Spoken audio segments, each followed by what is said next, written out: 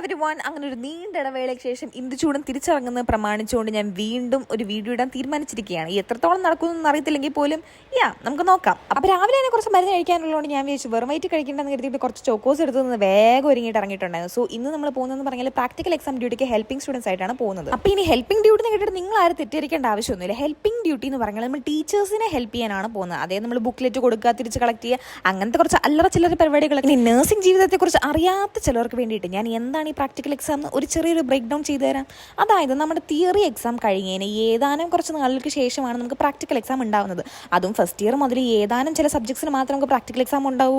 എല്ലാ സബ്ജക്റ്റും നമുക്ക് പ്രാക്ടിക്കൽ എക്സാം കാണത്തില്ല. So coming to the practical exam എങ്ങനെയാണ് എഴുതേണ്ടതെന്ന് ചോദിച്ചാൽ, ഒരു പേഷ്യൻ്റ് എടുക്കുന്നു, അതിനെക്കുറിച്ച് ഡീറ്റെയിൽ ആയിട്ടൊരു കെയർ പ്ലാൻ എഴുതും. അതും വിത്തിൻ 45 മിനിറ്റ്സ്. അത് കഴിഞ്ഞതിന് ശേഷം ഒന്നെങ്കിൽ റൂം വൈവ അല്ലെങ്കിൽ ബെഡ് സൈഡ് വൈവ. ഇതിനകത്ത് ഏതാണ് എളുപ്പം എന്നൊക്കെ ചോദിച്ചാൽ, ശങ്കരൻകുട്ടി, ഞാൻ പഠിക്കാത്തതുകൊണ്ട് എനിക്ക് എത്ര വലിയ പെടുത്തൊന്നുമില്ല, എനിക്കെല്ലാം കണക്കാനാണ്.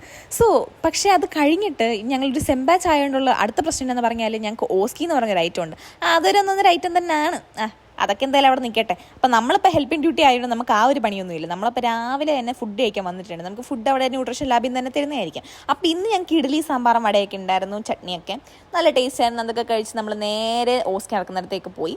അവിടെ പോയിട്ട് നമുക്ക് പിന്നെ അവിടെ കുറച്ച് പണികളൊക്കെ ഉണ്ടായിരുന്നു. അപ്പോൾ അതൊക്കെ കഴിഞ്ഞതിന് ശേഷം നമുക്ക് പിന്നെയും അവിടെ നാളത്തെ എക്സാമിന് വേണ്ടിയിട്ടുള്ള കുറച്ച് ഓസ്കി സ്റ്റേഷൻസ് ഒക്കെ പ്രിപ്പയർ ചെയ്യാനുണ്ടായിരുന്നു. ഇനി ഓസ്കി എന്താണെന്ന് വെച്ചാൽ നമുക്ക് 5 സ്റ്റേഷൻ കാണും. ഓരോ സ്റ്റേഷനിൽ നമുക്ക് 5 മിനിറ്റും കാണാം. അപ്പം നമ്മൾ അവിടെ ചെയ്തേക്കുന്ന പ്രൊസീജിയറൊക്കെ നമ്മൾ ചെയ്യുക. അത്രേ ഉള്ളൂ ഒരു ഓസ്കി സ്റ്റേഷൻ എന്ന് പറഞ്ഞാൽ.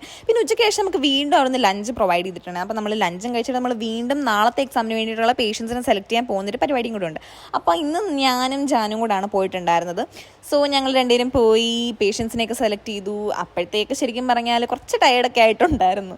അങ്ങനെ അതൊക്കെ കഴിഞ്ഞ് നമ്മൾ നേരെ കിട്ടിയ അടുത്ത ബസ്സിന് തന്നെ തിരിച്ച് ഹോസ്റ്റലിലേക്ക് വന്നു. അപ്പോൾ അത്രയുള്ള ഗൈസ് ഇന്നത്തെ വീഡിയോ എന്ന് പറഞ്ഞാൽ ബൈ.